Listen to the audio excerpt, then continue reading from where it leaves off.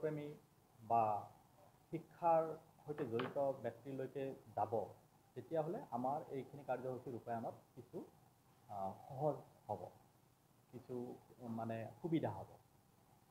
অসম প্ৰকাশন পৰিষদে আমি মাননীয় শিক্ষামন্ত্ৰী ডাঙৰীয়াৰ আগ্ৰহ মৰ্মে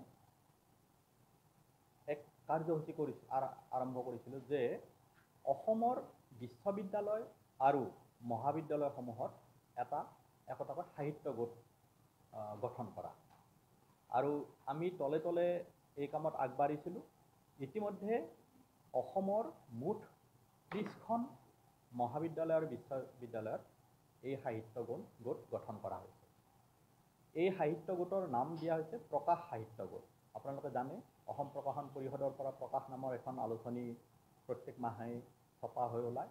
এই প্ৰকাশখনৰ নামতেই আমি প্ৰকাশ সাহিত্য গোট নাম দিছোঁ আৰু তাৰ সৈতে সংশ্লিষ্ট মহাবিদ্যালয় বা বিশ্ববিদ্যালয়ৰ নামটো জড়িত থাকিব। এই প্ৰকাশ সাহিত্য গোটৰ যি গঠন কৰিছোঁ তাত মূলতঃ মহাবিদ্যালয় বা বিশ্ববিদ্যালয়খনৰ 50গৰাকী ছাত্ৰ ছাত্ৰী তাত অন্তৰ্ভুক্ত কৰা হৈছে আৰম্ভণিতে। এইটো নহয় যে 50গৰাকীয়ে থাকিব, তাতকৈ বেছি নহয়, কিন্তু আৰম্ভণিতে আমি 50গৰাকী ছাত্ৰ ছাত্ৰীক অন্তৰ্ভুক্ত কৰিছোঁ আৰু 5গৰাকী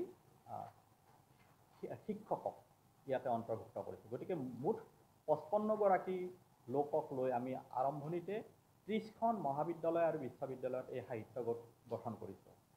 আমাৰ গুৱাহাটীৰ কটন বিশ্ববিদ্যালয়ৰ পৰা আৰম্ভ কৰি গুৱাহাটী মহাবিদ্যালয়, সন্দিকৈ মহাবিদ্যালয় আদি কৰি যোৰহাটৰ JB কলেজলৈকে বহুকেইখন মহাবিদ্যালয় আৰু বিশ্ববিদ্যালয়ত এই সাহিত্য